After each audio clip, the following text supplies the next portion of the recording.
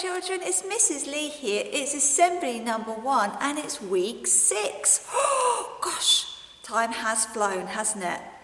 Talking about time, let's do our routine. What's the time, Mr. Wall? Now let's have a look.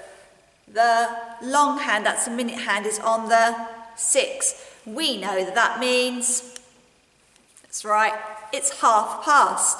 And we know how to find out what hour because we look to the small hand. The small hand is in between, it's a nice word, in between the 9 and the 10. We go to the first number that I said, which was 9. So it's 9:30. 9:30 at night, you should be asleep. 9:30 in the morning, you should be in school and you should be getting on with lots and lots of learning. What else have we got? Our language of the month, which is Bulgarian. Drazi or drevej. Drazi, drevej.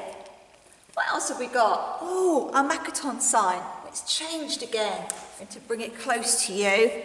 Look ever so carefully. You've got to look carefully at it. Yes, this week I want to think about being careful. So let's have a go. You put your fingers like this, make little C's with your fingers, bring them up. Don't actually touch your face and bring them down. That is careful. Careful. Can you do it? Careful. Show you to the side. Careful. Careful. I want to think about being careful as one of our rules. That's right. Which one do you think it matches with? I think it matches with quite a lot, actually. I think it matches with we look after property, and I think it matches with we are gentle. I think it also matches with we are kind and helpful. So it matches lots of our golden rules. Careful. I've got a book. Shall I share it with you? Okay. It's called Be Nice. We read one like this the other day, didn't we? Let's find out about being nice and whether careful comes into it. Are you ready? Brian Boddington's family were fed up. Brian just didn't seem to respect anything or anyone.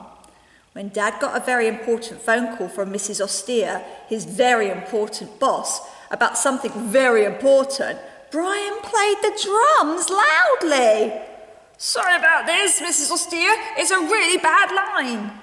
Bongo, Brian's dog, barked loudly too because of all the noise, and Mr. Austere was not impressed, and nor was Dad. Do you think he was being very nice? We need to be careful, don't we? If you're making lots and lots of noise, you might be stopping somebody else from doing something.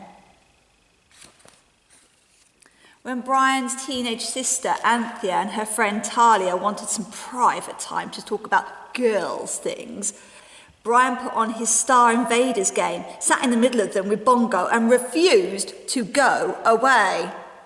"Budge up, Gran," Brian would say, patting the couch for Bongo and grabbing the remote control. "It's time for Pete the Plasterer." I don't think very many people are happy with him, are they? Anthea had saved up for the latest CD by her favourite band, Boys Are Boys. Brian was playing frisbee in the garden with Bongo when his frisbee snapped in two. Do you think he's very careful? "Never mind, Bongo," said Brian. "I'll find something else." Brian walked past Anthea's room and he saw her Boys Are Boys CD glinting in its packet. "Perfect," he said, taking it down to the garden and throwing it for Bongo to catch in his sharp, scratchy teeth.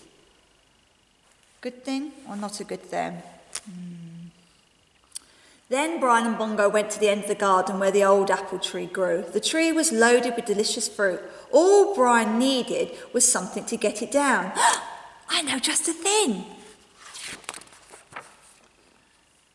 Later on, Mum found Granny clinging to the couch. She couldn't move. What had Brian taken? That's right, he'd taken Granny's walking stick, so poor old Granny couldn't move.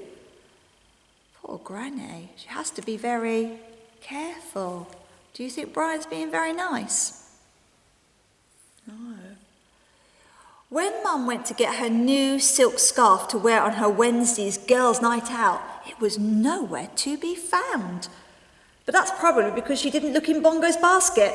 Bongo's lead snapped, Brian explained.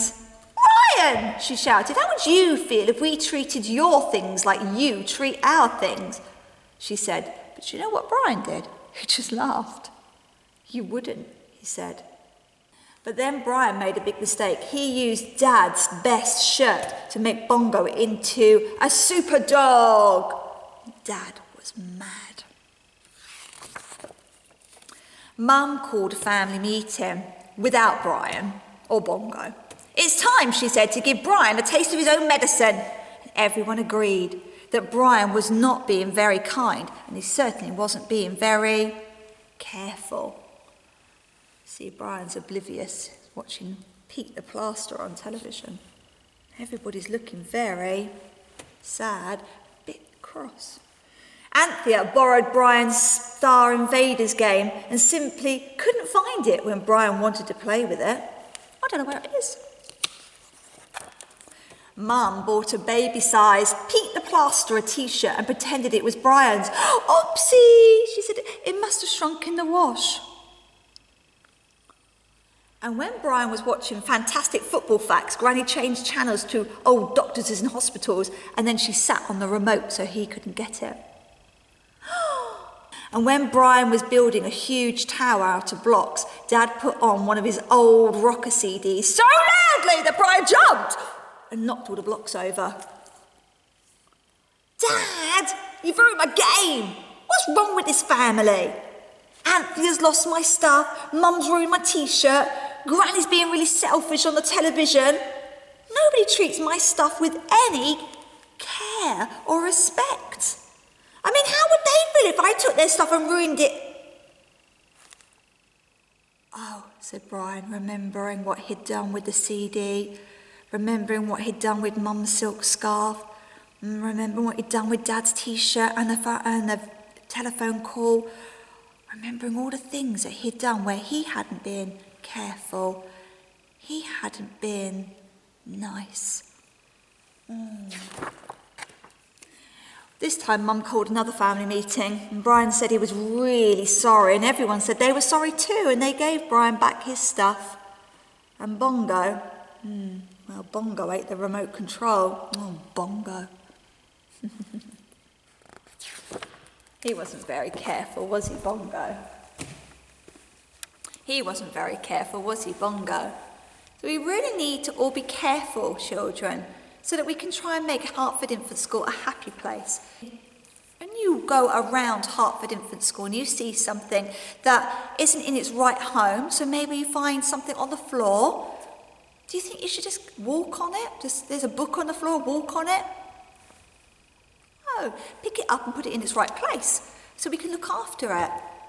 And because if somebody's walking and they walk on the book and they don't see it, they might slip over. Or somebody might be looking for that book because they really, really want to read it. It makes them happy when they read it. So if we're all really careful with things that are in school, we can make everywhere a happy place and everybody inside it will be happy too. Do you think you could try? I bet you could. Okay, we're going to finish there, children. Help me to do the things I should, to be to others kind and good, in all my work, all my play, to grow more loving every day. Amen. Bye.